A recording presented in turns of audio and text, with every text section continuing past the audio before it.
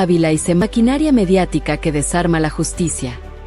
En los días previos al fallo del juicio contra Álvaro Uribe Vélez, cuando todo debería centrar la serenidad institucional de una figura ha irrumpido con fuerza en el debate público no como analista imparcial, sino como actriz política dentro de una operación mediática de alto impacto. Vicky Dávila, precandidata a la presidencia y excolumnista de Semana, afirmó sin titubeos: si lo condenan, es sin pruebas.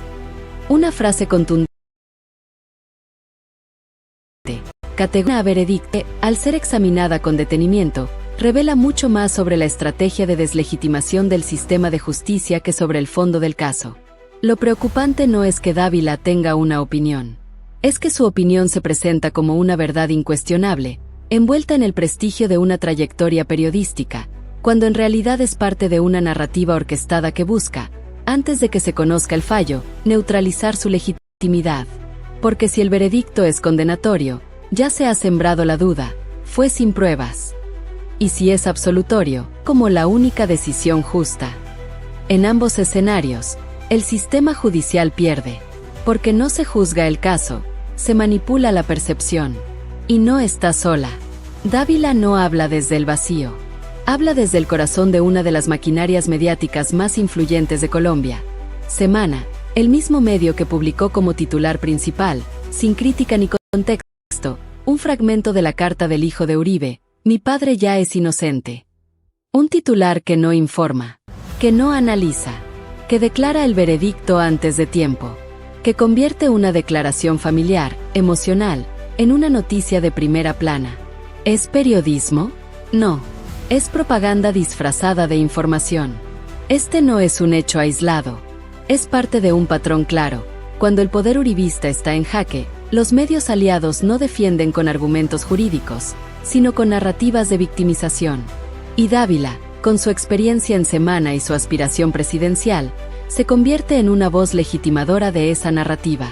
No es casual que haya escogido este momento para intervenir. No es un análisis espontáneo. Es una jugada política perfectamente calculada, destinada a influir no solo en la opinión pública, sino en el clima institucional que rodea al proceso. Su mensaje es simple: no se necesita ser uribista para ser objetivo. Se necesita ser objetivo. Una frase que suena razonable, pero que esconde una falacia. Porque no se puede hablar de objetividad mientras se niegan las pruebas existentes. No se puede exigir imparcialidad mientras se descalifica a la jueza Sandra Liliana Heredia como hostil, sin definir qué significa eso. ¿Es hostil que un juez exija pruebas? ¿Es hostil que una fiscal presente evidencia? ¿Es hostil que el sistema funcione? La hostilidad que denuncia Dávila no es un concepto jurídico. Es una estrategia de desgaste.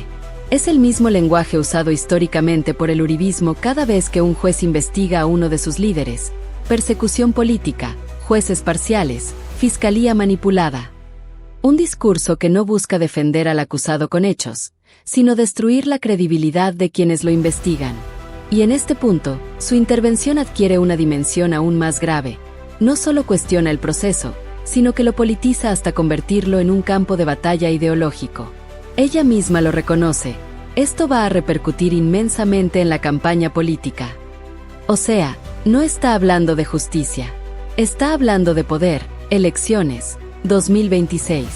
Y al hacerlo, reduce un proceso penal a una pieza del ajedrez político. Como si el veredicto no debiera basarse en el Código Penal, sino en sus consecuencias electorales. Pero lo más inquietante es su afirmación de que Uribe ha puesto la cara, como si eso lo eximiera de responsabilidad.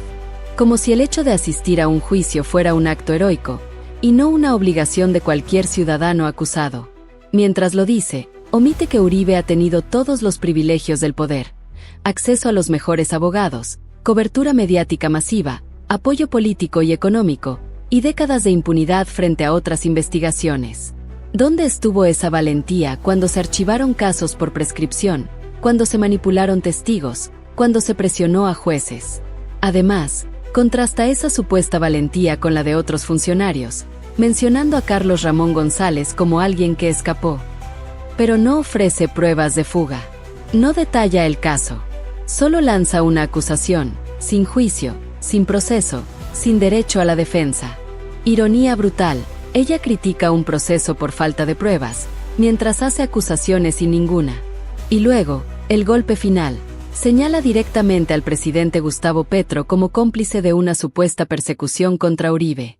Lo acusa de ser aliado político del sector que quiere condenado a Uribe y de premiar a uno de los persecutores al nombrar ministro de Justicia a un funcionario que, según ella, busca liberar narcos. Nuevamente, no hay pruebas, solo consignas, solo narrativas, solo la repetición de una guerra de palabras que nada tiene que ver con el caso concreto de soborno a testigos y fraude procesal. Aquí es donde el papel de Semana se vuelve crucial. No es un medio neutral, es un actor político con una agenda clara. Y su cobertura del juicio lo demuestra. No ha publicado series de investigación sobre las pruebas. No ha contrastado los testimonios. No ha analizado las interceptaciones. Ha dado voz, sin contrapunto, a la defensa. Ha titulado con frases familiares. Ha presentado a Uribe como víctima, a la justicia como verdugo. Y ahora, con Dávila, su excolumnista, ahora precandidata, repitiendo esos mismos mensajes en redes sociales y entrevistas, se completa el círculo. El medio forma a la vocera amplifica el mensaje, y el mensaje desarma la justicia. Este fenómeno no es nuevo. Es parte de una estrategia de largo aliento del uribismo. Cuando no se puede ganar en los tribunales, se gana en la percepción. Cuando las pruebas son difíciles de negar, se ataca al sistema que las produce. Y cuando un juez se atreve a juzgar al poder, se le rodea simbólicamente, se le cuestiona, se le presiona, se le convierte en enemigo. Por eso, la frase "si lo condenan" es sin pruebas no es una opinión. Es una advertencia.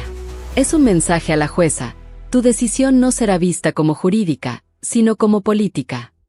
Es una forma de coacción encubierta, más eficaz porque viene envuelta en el lenguaje de la razón, del periodismo, de la objetividad. Y si este tipo de intervenciones se normalizan, si medios como Semana y figuras como Dávila siguen usando su influencia para imponer narrativas antes del fallo, entonces el Estado de Derecho en Colombia estará en peligro. Porque la justicia no puede depender de los titulares de prensa, ni de las campañas en redes, ni de las aspiraciones presidenciales de quienes hablan. La jueza Heredia no debe decidir basada en lo que diga Semana, en lo que tuitee Dávila o en lo que teman los políticos. Debe decidir con base en las pruebas, el derecho y la conciencia. Y si lo hace, independientemente del resultado, habrá un ganador, la democracia. Pero si cede, aunque sea mínimamente, al peso de esta maquinaria mediática, entonces no solo caerá un expresidente o se absolverá un acusado. Caerá la confianza en la justicia. Y una sociedad sin confianza en sus jueces es una sociedad sin futuro.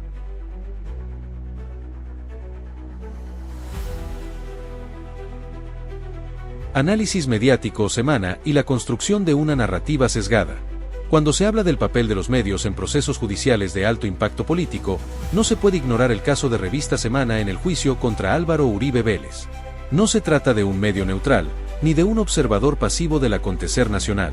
Semana es, sin duda, uno de los actores centrales en la construcción de la narrativa uribista, y su cobertura del caso Uribe no ha sido una excepción. Por el contrario, ha funcionado como una pieza clave en la operación de deslegitimación del sistema de justicia, no con argumentos jurídicos, sino con estrategias de manipulación simbólica, selección sesgada de información y normalización de la impunidad.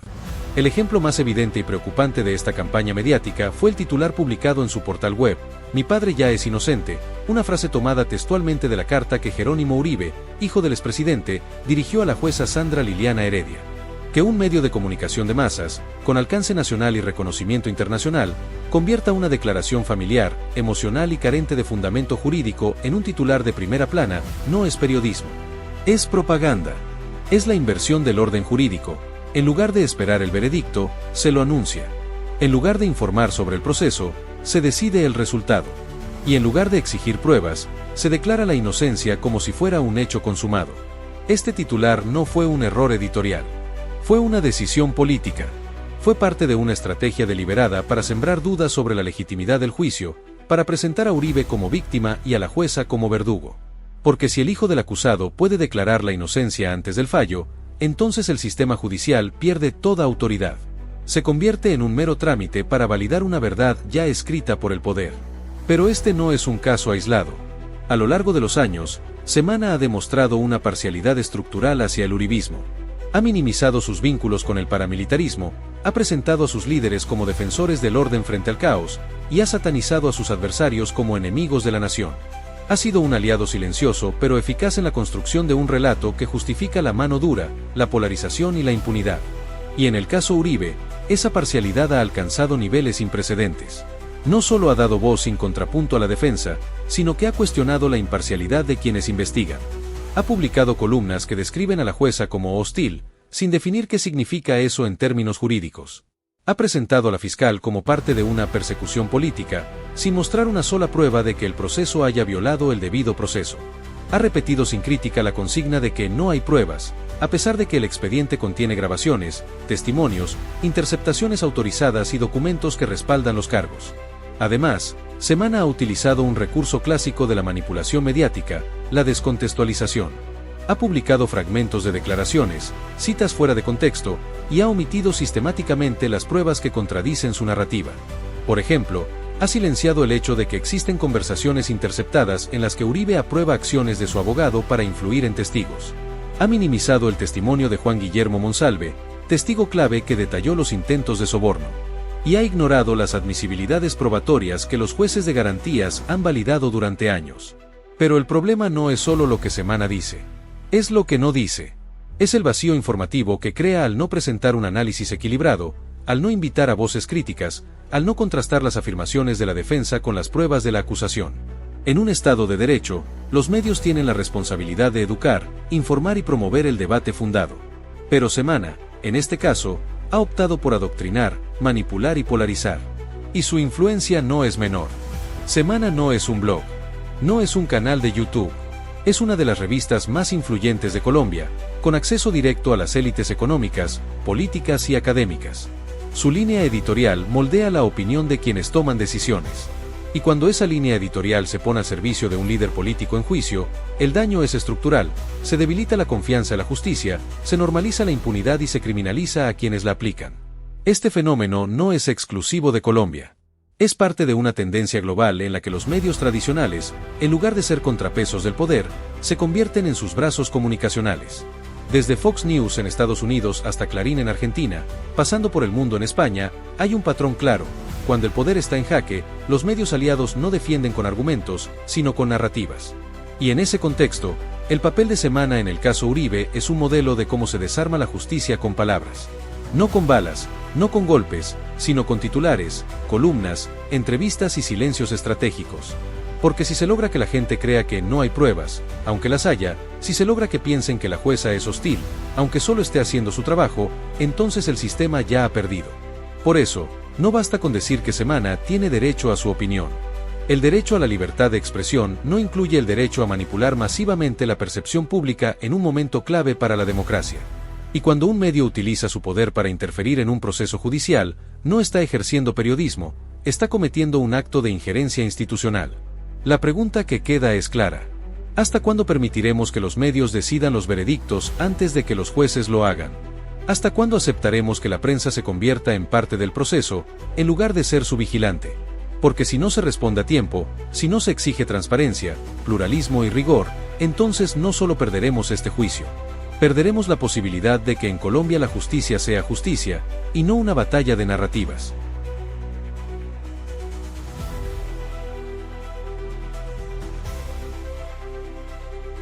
Contraste de narrativas, persecución política o rendición de cuentas. Uno de los argumentos más repetidos por los sectores que defienden a Álvaro Uribe Vélez, y que ha sido retomado con fuerza por voceros como Vicky Dávila, es que el proceso en su contra no es un ejercicio de justicia, sino una persecución política. Un montaje orquestado por adversarios ideológicos, con el fin de destruirlo como figura política y desacreditar al uribismo en su conjunto. Este discurso suena poderoso, emocional, incluso heroico. El líder perseguido por sus ideas, el hombre de Estado acosado por jueces parciales y medios afines al gobierno. Pero cuando se examina con rigor, esta narrativa se desvanece frente a los hechos. Porque no toda investigación es una persecución. Y no todo poder tiene derecho a la impunidad. El concepto de persecución política implica que alguien es investigado o juzgado no por sus actos, sino por sus ideas, que se le aplica la ley de forma selectiva, que se violan sus garantías procesales, que se fabrican pruebas o que se inician procesos sin sustento. Pero en el caso Uribe, nada de eso ha ocurrido. Lo que ha ocurrido es algo muy distinto. Un ciudadano, aunque haya sido expresidente, está siendo investigado por delitos específicos, con pruebas concretas, en un proceso que ha seguido todas las etapas legales, con defensa plena, con garantías, con audiencias públicas y con la posibilidad de apelación. Este no es un caso de persecución. Es un caso de rendición de cuentas. Y la diferencia es fundamental. La persecución ataca al pensamiento. La rendición de cuentas exige responsabilidad por los actos. El proceso contra Uribe no comenzó por una orden del presidente Petro. No fue impulsado por un decreto ideológico. Comenzó en 2018, durante el gobierno de Iván Duque, cuando la Sala de Instrucción de la Corte Suprema de Justicia, compuesta por magistrados de diferentes orientaciones políticas, decidió abrir una investigación formal contra el expresidente por presuntos vínculos con paramilitarismo. Uribe, en un acto de estrategia procesal, solicitó la desafuero, es decir, renunciar a su investidura de senador para que el caso pasara a la justicia ordinaria. Una decisión que, en ese momento, presentó como un gesto de transparencia, pero que también le permitía evitar que el caso continuara en la Corte, donde las reglas son más estrictas.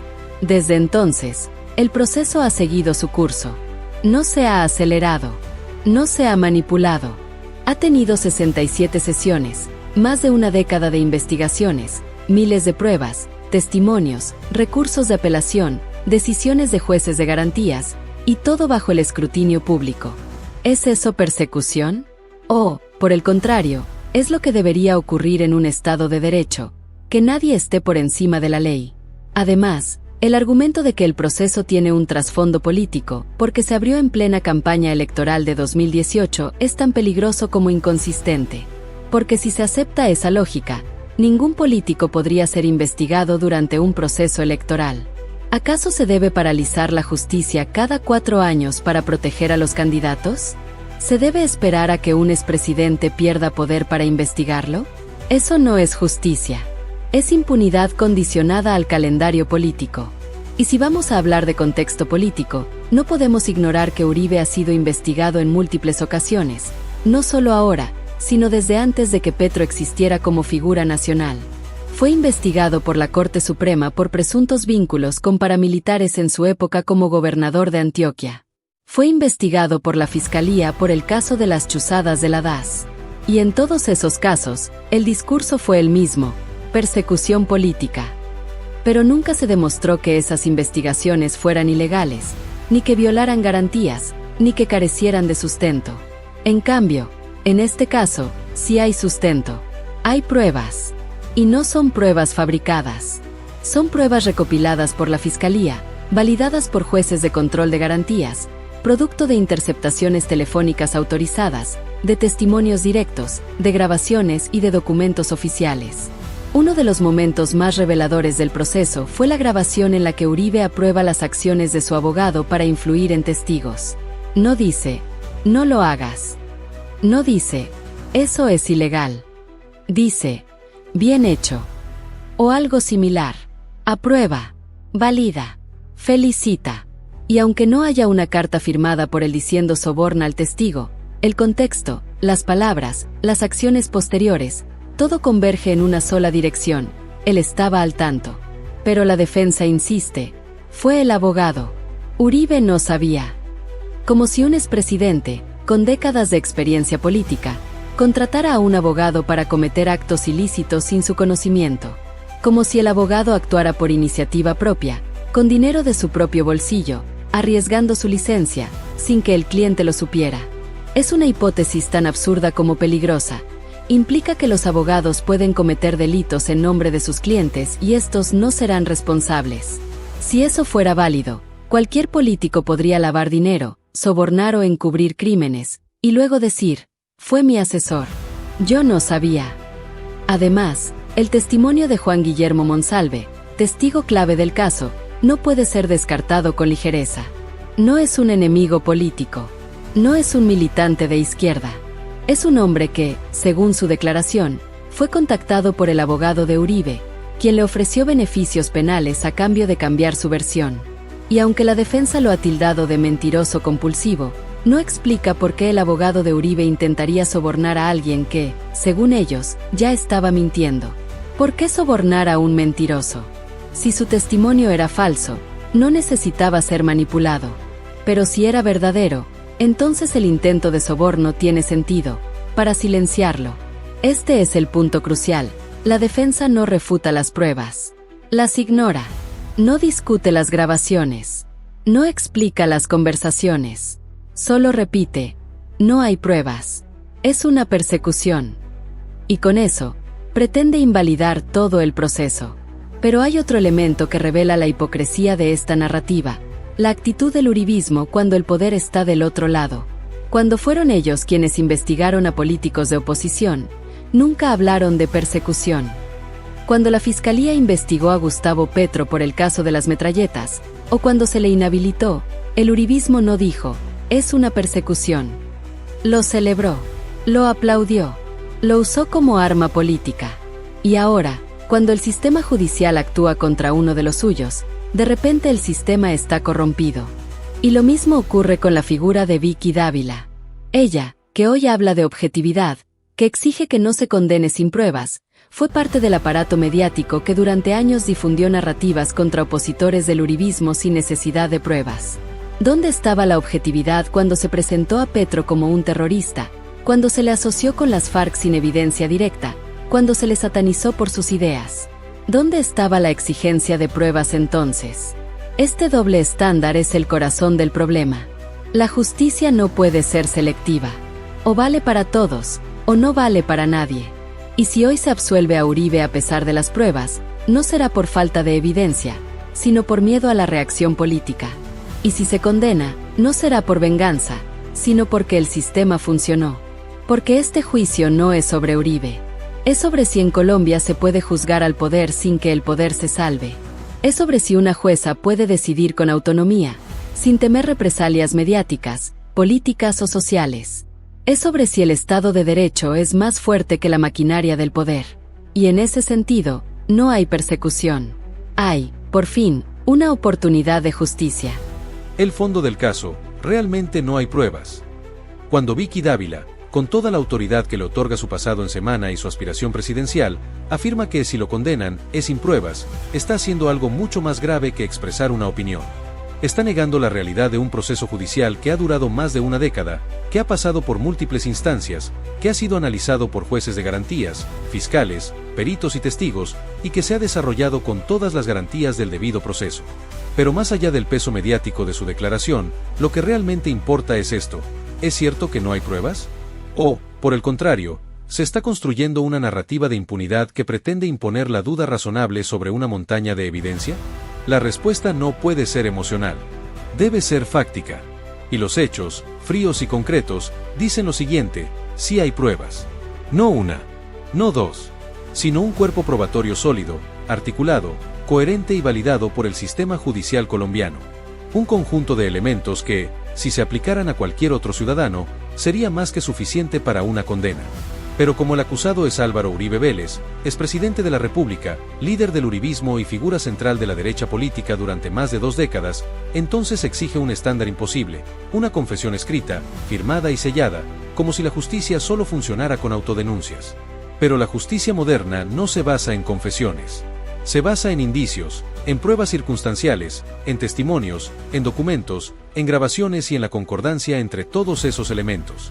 Y en el caso Uribe, esa concordancia existe. Y es contundente. Las pruebas que la defensa quiere ignorar. La primera gran prueba es la interceptación telefónica autorizada por un juez de control de garantías, en la que se escucha a Álvaro Uribe conversando con su abogado, Diego Cadena, sobre las acciones que este último estaba llevando a cabo para influir en los testigos de la investigación. No es un rumor. No es un chisme. Es una grabación legal, obtenida con todas las formalidades del proceso penal, y que forma parte del expediente.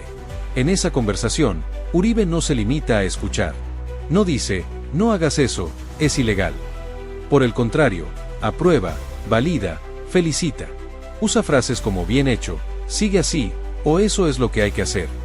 No hay ambigüedad. No hay duda sobre su conocimiento.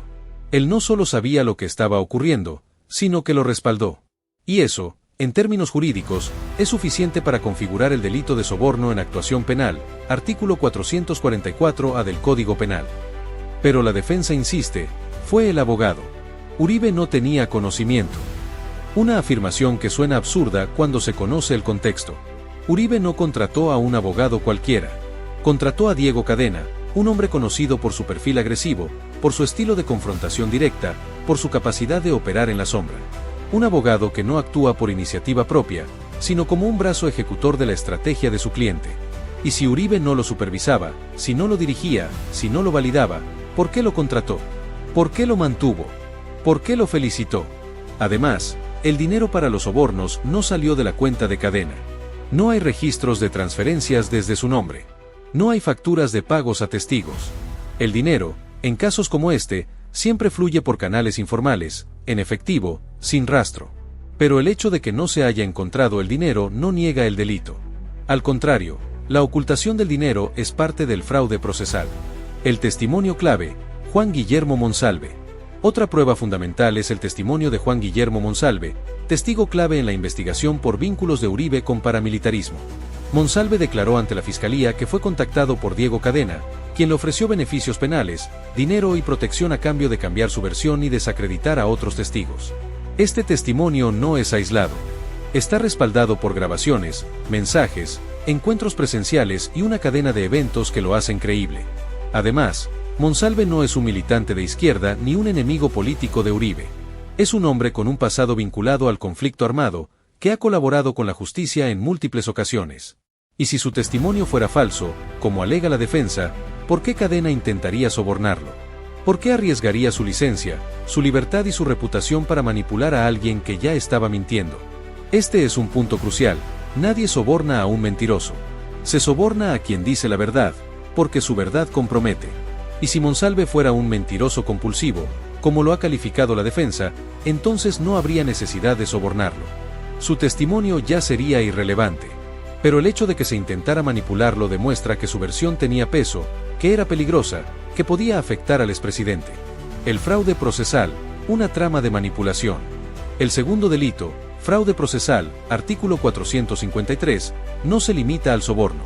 Incluye toda una serie de acciones destinadas a alterar el curso de la investigación, a desacreditar testigos, a presionar a jueces y a crear una narrativa de persecución. Entre esas pruebas están documentos internos de la defensa en los que se planifican estrategias para desacreditar a testigos, correos electrónicos y mensajes de texto entre Cadena y terceros, coordinando encuentros y ofertas, testimonios de otros testigos que confirmaron haber sido contactados con ofertas similares, actas de audiencias en las que Uribe y su equipo cuestionaron la legalidad de las pruebas sin presentar contrapruebas. Todo esto forma parte de un diseño sistemático para torcer la justicia. No fue un acto aislado. Fue una operación planificada, ejecutada con recursos, tiempo y acceso a información privilegiada. Y Uribe no solo no la detuvo, sino que, según las grabaciones, la respaldó. La falacia de no hay pruebas. La afirmación de que no hay pruebas es una falacia retórica, un recurso de la propaganda que busca sembrar duda en la mente del público, no en el expediente judicial. Es el mismo argumento que usó la defensa del Capone: no tienen un solo documento que demuestre que tengo dinero. Mientras él vivía en un palacio, regalaba billetes de 500 pesos y compraba islas. Pero la justicia no exige pruebas directas en todos los casos.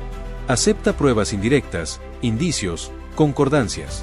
Y en este caso, la concordancia es clara. Hay un testigo que declara haber sido sobornado. Hay un abogado que lo contactó. Hay un acusado que validó esas acciones en una llamada interceptada. Hay un interés claro en alterar el curso de la investigación. ¿Acaso no es eso suficiente? Si este caso fuera de un ciudadano común, ¿alguien dudaría? ¿O se estaría debatiendo si realmente hay pruebas? La diferencia está en el nombre del acusado. Y eso es precisamente lo que está en juego. Porque si hoy se absuelve a Uribe a pesar de las pruebas, no será por falta de evidencia, sino porque el poder sigue siendo más fuerte que la ley. Y si se condena, no será por venganza, sino porque por fin, el sistema funcionó como debería funcionar para todos. Este no es un caso de persecución política. Es un caso de justicia tardía, pero posible. Y las pruebas, aunque algunos se empeñen en negarlas, están ahí. Claras, firmes, ineludibles. Este no es solo un video más. No es solo un análisis de un juicio.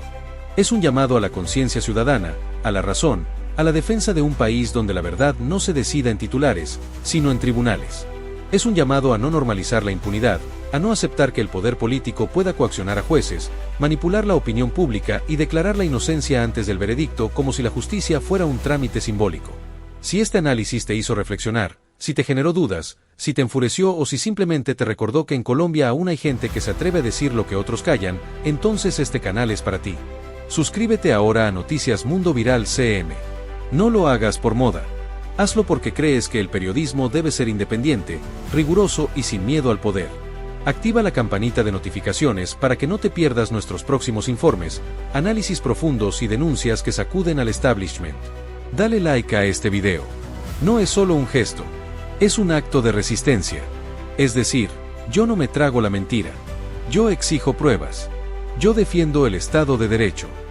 Cada like es un voto por un periodismo que no se arrodilla, que no se vende, que no se calla. Comparte este video. Envíalo a tus familiares, a tus amigos, a tus grupos de WhatsApp, a tus redes sociales.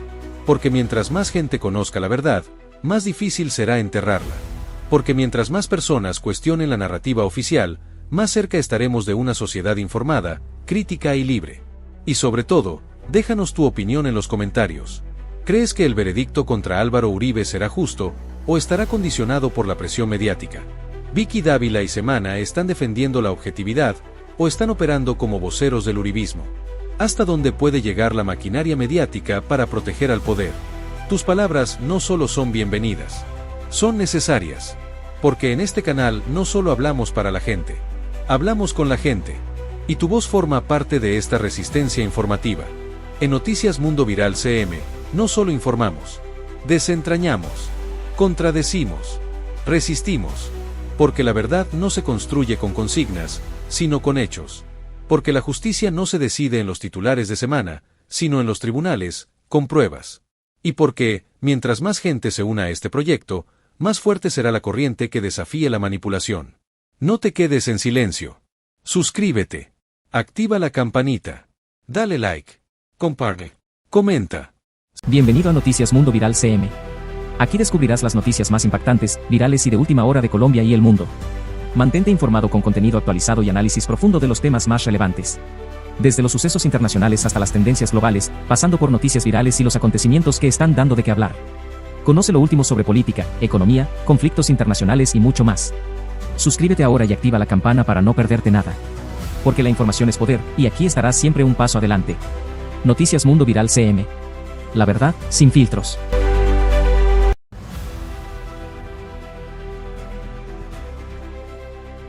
Vicky Dávila y Semana, la maquinaria mediática que desarma la justicia.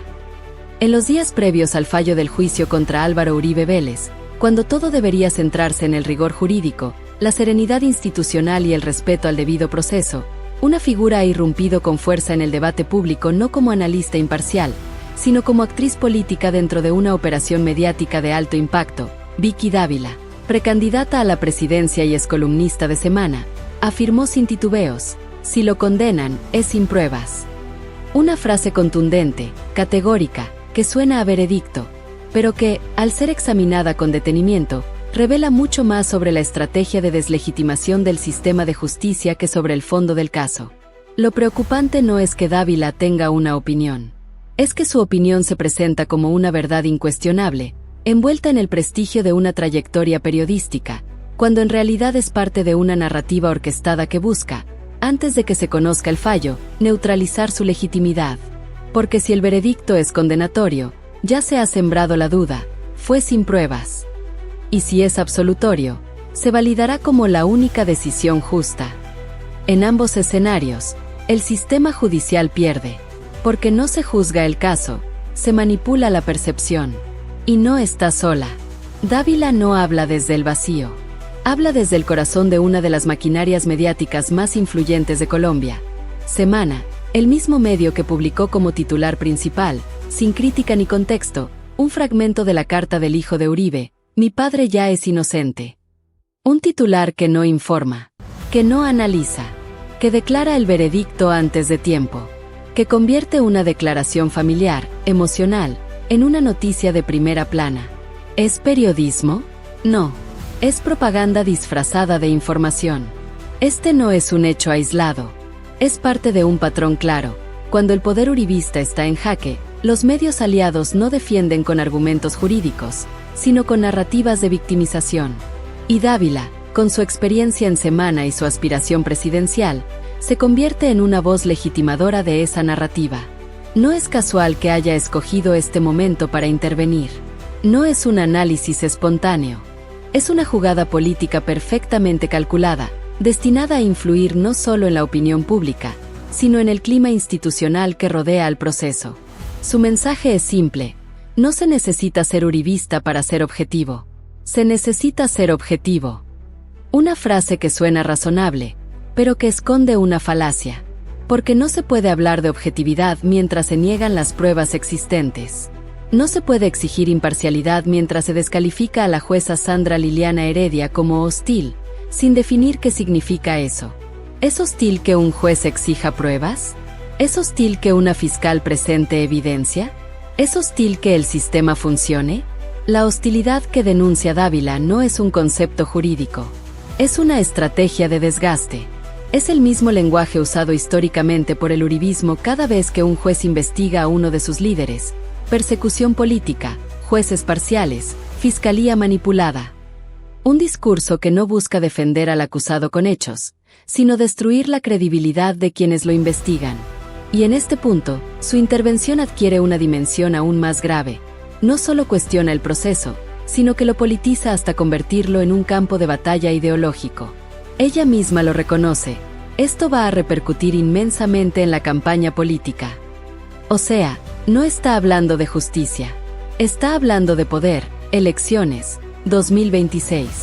Y al hacerlo, reduce un proceso penal a una pieza del ajedrez político, como si el veredicto no debiera basarse en el Código Penal, sino en sus consecuencias electorales. Pero lo más inquietante es su afirmación de que Uribe ha puesto la cara, como si eso lo eximiera de responsabilidad, como si el hecho de asistir a un juicio fuera un acto heroico, y no una obligación de cualquier ciudadano acusado. Mientras lo dice, omite que Uribe ha tenido todos los privilegios del poder: acceso a los mejores abogados, cobertura mediática masiva, apoyo político y económico, y décadas de impunidad frente a otras investigaciones. ¿Dónde estuvo esa valentía cuando se archivaron casos por prescripción, cuando se manipularon testigos, cuando se presionó a jueces? Además, contrasta esa supuesta valentía con la de otros funcionarios, mencionando a Carlos Ramón González como alguien que escapó. Pero no ofrece pruebas de fuga. No detalla el caso. Solo lanza una acusación, sin juicio, sin proceso, sin derecho a la defensa. Ironía brutal: ella critica un proceso por falta de pruebas, mientras hace acusaciones sin ninguna. Y luego, el golpe final: señala directamente al presidente Gustavo Petro como cómplice de una supuesta persecución contra Uribe. Lo acusa de ser aliado político del sector que quiere condenado a Uribe y de premiar a uno de los persecutores al nombrar ministro de Justicia a un funcionario que, según ella, busca liberar narcos. Nuevamente, no hay pruebas. Solo consignas. Solo narrativas. Solo la repetición de una guerra de palabras que nada tiene que ver con el caso concreto de soborno a testigos y fraude procesal. Aquí es donde el papel de Semana se vuelve crucial. No es un medio neutral. Es un actor político con una agenda clara. Y su cobertura del juicio lo demuestra. No ha publicado series de investigación sobre las pruebas. No ha contrastado los testimonios. No ha analizado las interceptaciones. Ha dado voz, sin contrapunto, a la defensa. Ha titulado con frases familiares. Ha presentado a Uribe como víctima, a la justicia como verdugo. Y ahora, con Dávila, su excolumnista, ahora precandidata, repitiendo esos mismos mensajes en redes sociales y entrevistas, se completa el círculo. El medio forma a la vocera amplifica el mensaje, y el mensaje desarma la justicia. Este fenómeno no es nuevo. Es parte de una estrategia de largo aliento del uribismo. Cuando no se puede ganar en los tribunales, se gana en la percepción. Cuando las pruebas son difíciles de negar, Se ataca al sistema que las produce. Y cuando un juez se atreve a juzgar al poder, se le rodea simbólicamente, se le cuestiona, se le presiona, se le convierte en enemigo. Por eso, la frase "si lo condenan" es sin pruebas, no es una opinión. Es una advertencia. Es un mensaje a la jueza: tu decisión no será vista como jurídica, sino como política. Es una forma de coacción encubierta, más eficaz porque viene envuelta en el lenguaje de la razón, del periodismo, de la objetividad. Y si este tipo de intervenciones se normalizan, si medios como Semana y figuras como Dávila siguen usando su influencia para imponer narrativas antes del fallo, entonces el Estado de Derecho en Colombia estará en peligro. Porque la justicia no puede depender de los titulares de prensa, ni de las campañas en redes, ni de las aspiraciones presidenciales de quienes hablan. La jueza Heredia no debe decidir basada en lo que diga Semana, en lo que tuitee Dávila o en lo que teman los políticos. Debe decidir con base en las pruebas, el derecho y la conciencia. Y si lo hace, independientemente del resultado, habrá un ganador: la democracia. Pero si cede, aunque sea mínimamente, al peso de esta maquinaria mediática, entonces no solo caerá un expresidente o se absolverá un acusado. Caerá la confianza en la justicia. Y una sociedad sin confianza en sus jueces es una sociedad sin futuro.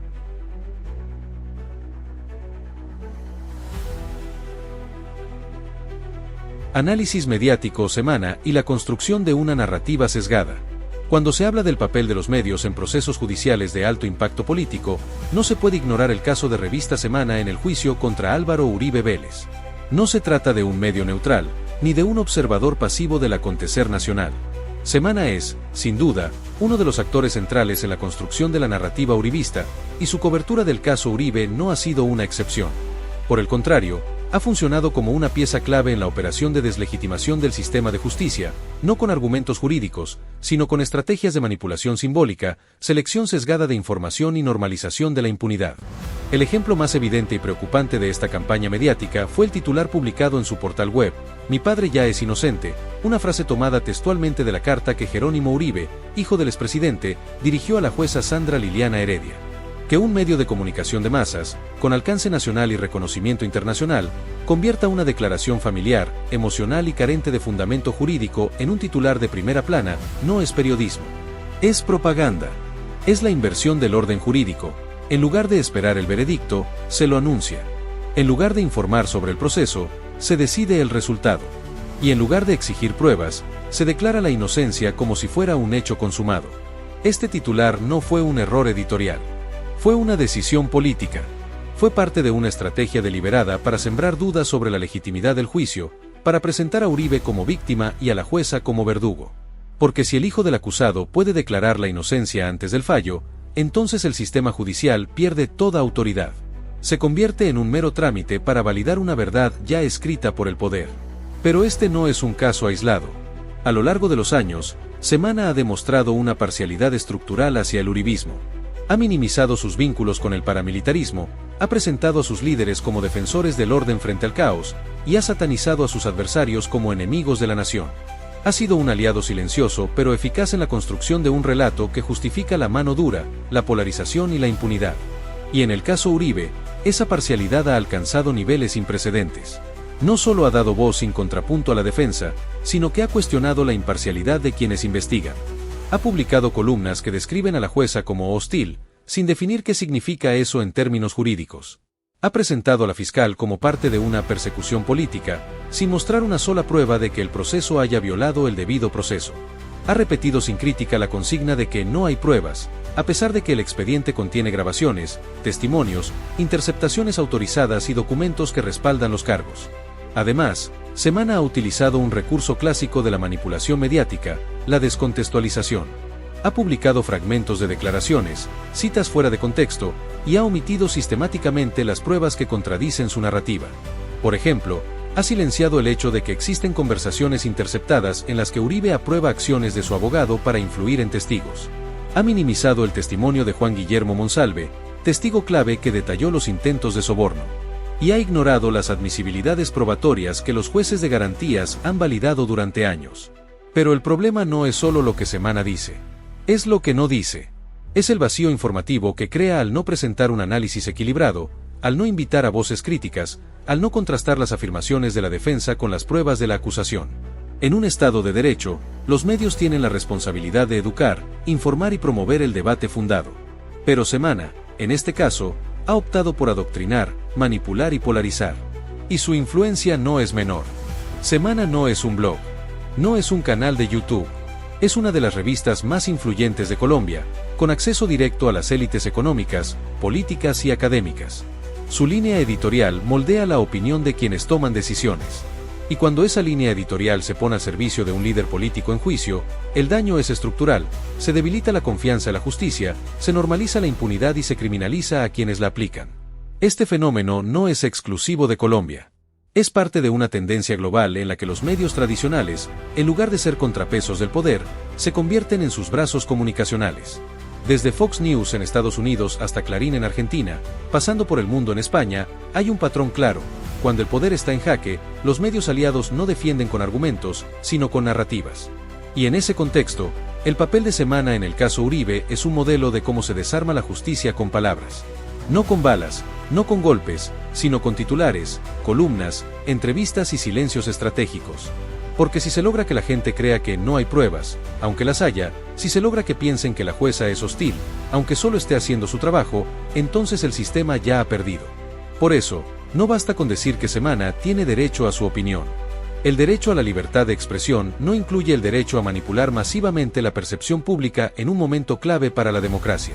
Y cuando un medio utiliza su poder para interferir en un proceso judicial, no está ejerciendo periodismo, está cometiendo un acto de injerencia institucional. La pregunta que queda es clara. ¿Hasta cuándo permitiremos que los medios decidan los veredictos antes de que los jueces lo hagan? ¿Hasta cuándo aceptaremos que la prensa se convierta en parte del proceso, en lugar de ser su vigilante? Porque si no se responde a tiempo, si no se exige transparencia, pluralismo y rigor, entonces no solo perderemos este juicio. Perderemos la posibilidad de que en Colombia la justicia sea justicia, y no una batalla de narrativas.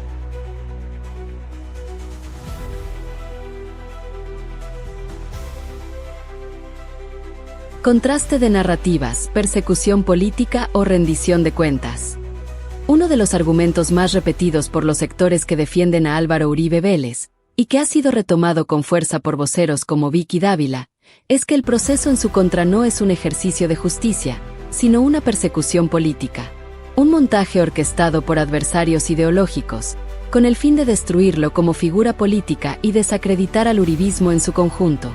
Este discurso suena poderoso, emocional, incluso heroico. El líder perseguido por sus ideas, el hombre de Estado acosado por jueces parciales y medios afines al gobierno. Pero cuando se examina con rigor, esta narrativa se desvanece frente a los hechos. Porque no toda investigación es una persecución. Y no todo poder tiene derecho a la impunidad. El concepto de persecución política implica que alguien es investigado o juzgado no por sus actos, sino por sus ideas, que se le aplica la ley de forma selectiva, que se violan sus garantías, fabrican y inician procesos sin sustento. Pero en el caso Uribe, nada de eso ha ocurrido. Lo que ha ocurrido es algo muy distinto. Un ciudadano, aunque haya sido expresidente, está siendo investigado por delitos específicos, con pruebas concretas, en un proceso que ha seguido todas las etapas legales, con defensa plena, con garantías, con audiencias públicas y con la posibilidad de apelación. Este no es un caso de persecución. Es un caso de rendición de cuentas. Y la diferencia es fundamental. La persecución ataca al pensamiento. La rendición de cuentas exige responsabilidad por los actos. El proceso contra Uribe no comenzó por una orden del presidente Petro. No fue impulsado por un decreto ideológico. Comenzó en 2018, durante el gobierno de Iván Duque, cuando la Sala de Instrucción de la Corte Suprema de Justicia, compuesta por magistrados de diferentes orientaciones políticas, decidió abrir una investigación formal contra el expresidente por presuntos vínculos con paramilitarismo. Uribe, en un acto de estrategia procesal, solicitó la desafuero, es decir, renunciar a su investidura de senador para que el caso pasara a la justicia ordinaria.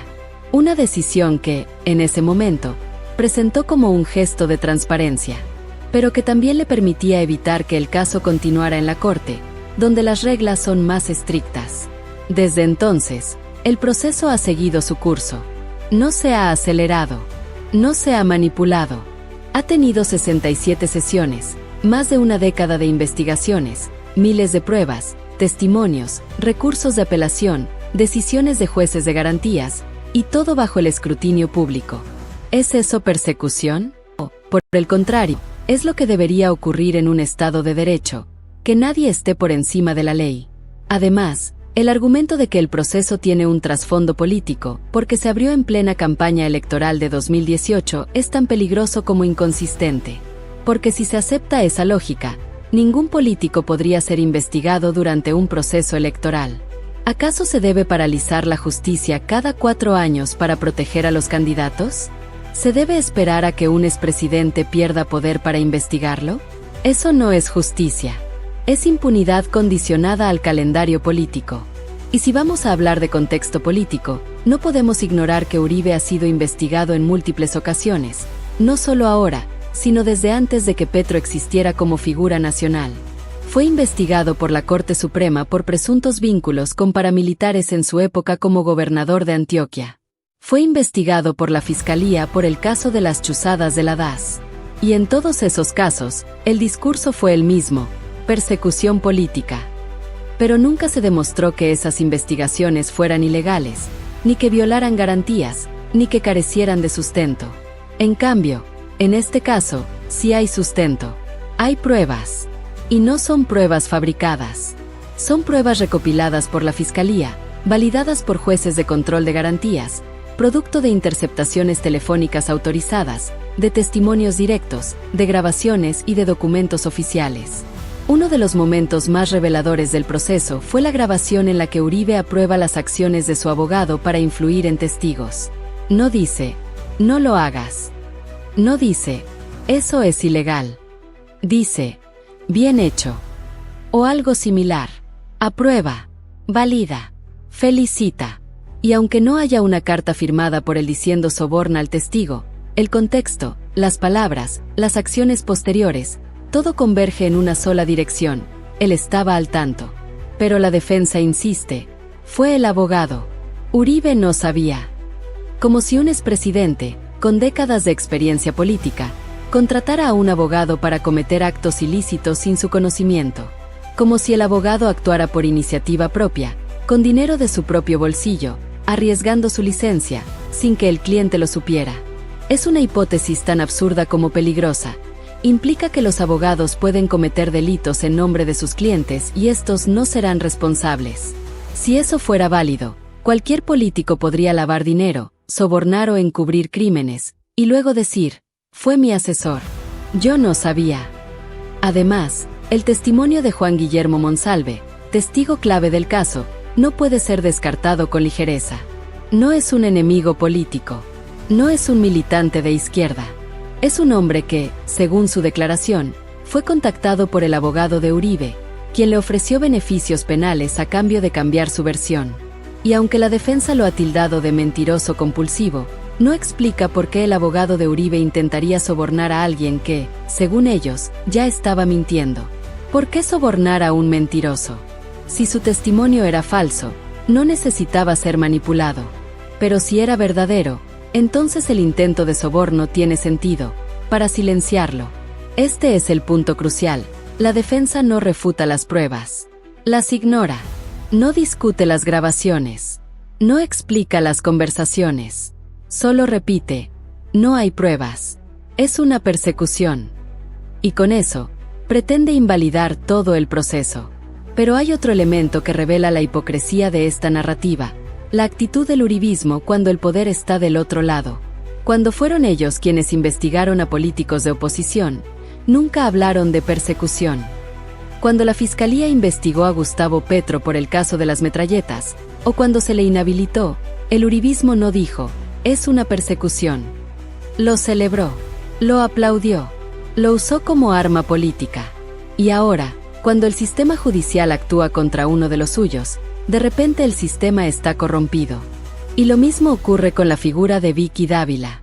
Ella, que hoy habla de objetividad, que exige que no se condene sin pruebas, fue parte del aparato mediático que durante años difundió narrativas contra opositores del uribismo sin necesidad de pruebas.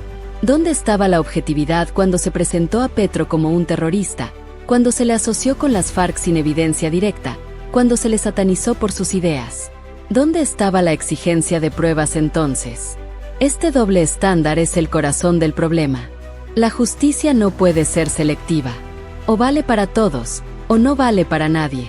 Y si hoy se absuelve a Uribe a pesar de las pruebas, no será por falta de evidencia, sino por miedo a la reacción política. Y si se condena, no será por venganza, sino porque el sistema funcionó. Porque este juicio no es sobre Uribe. Es sobre si en Colombia se puede juzgar al poder sin que el poder se salve. Es sobre si una jueza puede decidir con autonomía, sin temer represalias mediáticas, políticas o sociales. Es sobre si el Estado de Derecho es más fuerte que la maquinaria del poder. Y en ese sentido, no hay persecución. Hay, por fin, una oportunidad de justicia. El fondo del caso, realmente no hay pruebas. Cuando Vicky Dávila, con toda la autoridad que le otorga su pasado en Semana y su aspiración presidencial, afirma que si lo condenan, es sin pruebas, está haciendo algo mucho más grave que expresar una opinión.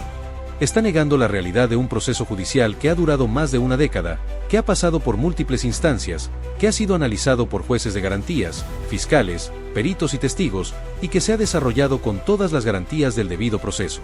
Pero más allá del peso mediático de su declaración, lo que realmente importa es esto: ¿es cierto que no hay pruebas? O, por el contrario, ¿se está construyendo una narrativa de impunidad que pretende imponer la duda razonable sobre una montaña de evidencia? La respuesta no puede ser emocional. Debe ser fáctica. Y los hechos, fríos y concretos, dicen lo siguiente: sí hay pruebas. No una, no dos, sino un cuerpo probatorio sólido, articulado, coherente y validado por el sistema judicial colombiano. Un conjunto de elementos que, si se aplicaran a cualquier otro ciudadano, sería más que suficiente para una condena. Pero como el acusado es Álvaro Uribe Vélez, expresidente de la República, líder del uribismo y figura central de la derecha política durante más de 2 décadas, entonces exige un estándar imposible, una confesión escrita, firmada y sellada, como si la justicia solo funcionara con autodenuncias. Pero la justicia moderna no se basa en confesiones. Se basa en indicios, en pruebas circunstanciales, en testimonios, en documentos, grabaciones entre todos, y en el caso Uribe, esa concordancia existe. Y es contundente. Las pruebas que la defensa quiere ignorar. La primera gran prueba es la interceptación telefónica autorizada por un juez de control de garantías, en la que se escucha a Álvaro Uribe conversando con su abogado, Diego Cadena, sobre las acciones que este último estaba llevando a cabo para influir en los testigos de la investigación. No es un rumor. No es un chisme. Es una grabación legal, obtenida con todas las formalidades del proceso penal, y que forma parte del expediente. En esa conversación, Uribe no se limita a escuchar. No dice: no hagas eso, es ilegal. Por el contrario, aprueba, valida, felicita. Usa frases como bien hecho, sigue así, o eso es lo que hay que hacer. No hay ambigüedad. No hay duda sobre su conocimiento. Él no solo sabía lo que estaba ocurriendo, sino que lo respaldó. Y eso, en términos jurídicos, es suficiente para configurar el delito de soborno en actuación penal, artículo 444-A del Código Penal. Pero la defensa insiste: fue el abogado. Uribe no tenía conocimiento. Una afirmación que suena absurda cuando se conoce el contexto. Uribe no contrató a un abogado cualquiera. Contrató a Diego Cadena, un hombre conocido por su perfil agresivo, por su estilo de confrontación directa, por su capacidad de operar en la sombra. Un abogado que no actúa por iniciativa propia, sino como un brazo ejecutor de la estrategia de su cliente. Y si Uribe no lo supervisaba, si no lo dirigía, si no lo validaba, ¿por qué lo contrató? ¿Por qué lo mantuvo? ¿Por qué lo felicitó? Además, el dinero para los sobornos no salió de la cuenta de Cadena. No hay registros de transferencias desde su nombre. No hay facturas de pagos a testigos. El dinero, en casos como este, siempre fluye por canales informales, en efectivo, sin rastro. Pero el hecho de que no se haya encontrado el dinero no niega el delito. Al contrario, la ocultación del dinero es parte del fraude procesal. El testimonio clave: Juan Guillermo Monsalve.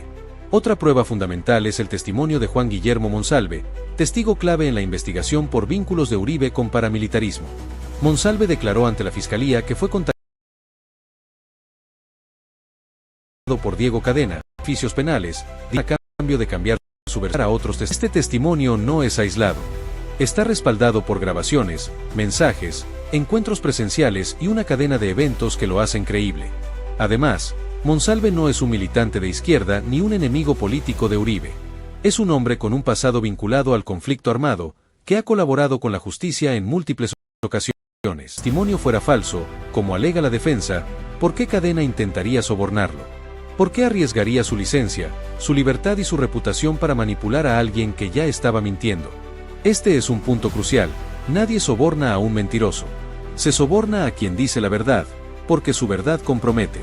Y si Monsalve fuera un mentiroso compulsivo, como lo ha calificado la defensa, entonces no habría necesidad de sobornarlo. Su testimonio ya sería irrelevante. Pero el hecho de que se intentara manipularlo demuestra que su versión tenía peso, que era peligrosa, que podía afectar al expresidente. El fraude procesal, una trama de manipulación. El segundo delito, fraude procesal, artículo 453, no se limita al soborno. Incluye toda una serie de acciones destinadas a alterar el curso de la investigación, a desacreditar testigos, a presionar a jueces y a crear una narrativa de persecución. Entre esas pruebas están documentos internos de la defensa en los que se planifican estrategias para desacreditar a testigos, correos electrónicos y mensajes de texto entre Cadena y terceros, coordinando encuentros y ofertas, testimonios de otros testigos que confirmaron haber sido contactados con ofertas similares, actas de audiencias en las que Uribe y su equipo cuestionaron la legalidad de las pruebas sin presentar contrapruebas. Todo esto forma parte de un diseño sistemático para torcer la justicia. No fue un acto aislado. Fue una operación planificada, ejecutada con recursos, tiempo y acceso a información privilegiada. Y Uribe no solo no la detuvo, sino que, según las grabaciones, la respaldó. La falacia de no hay pruebas. La afirmación de que no hay pruebas es una falacia retórica, un recurso de la propaganda que busca sembrar duda en la mente del público, no en el expediente judicial. Es el mismo argumento que usó la defensa del Capone: no tienen un solo documento que demuestre que tengo dinero. Mientras él vivía en un palacio, regalaba billetes de 500 pesos y compraba islas. Pero la justicia no exige pruebas directas en todos los casos. Acepta pruebas indirectas, indicios, concordancias. Y en este caso, la concordancia es clara. Hay un testigo que declara haber sido sobornado. Hay un abogado que lo contactó. Hay un acusado que validó esas acciones en una llamada interceptada. Hay un interés claro en alterar el curso de la investigación. ¿Acaso no es eso suficiente? Si este caso fuera de un ciudadano común, ¿alguien dudaría? ¿O se estaría debatiendo si realmente hay pruebas? La diferencia está en el nombre del acusado. Y eso es precisamente lo que está en juego. Porque si hoy se absuelve a Uribe a pesar de las pruebas, no será por falta de evidencia, sino porque el poder sigue siendo más fuerte que la ley. Y si se condena, no será por venganza, sino porque por fin, el sistema funcionó como debería funcionar para todos. Este no es un caso de persecución política. Es un caso de justicia tardía, pero posible. Y las pruebas, aunque algunos se empeñen en negarlas, están ahí. Claras, firmes, ineludibles. Este no es solo un video más. No es solo un análisis de un juicio. Es un llamado a la conciencia ciudadana, a la razón, a la defensa de un país donde la verdad no se decida en titulares, sino en tribunales. Es un llamado a no normalizar la impunidad, a no aceptar que el poder político pueda coaccionar a jueces, manipular la opinión pública y declarar la inocencia antes del veredicto como si la justicia fuera un trámite simbólico.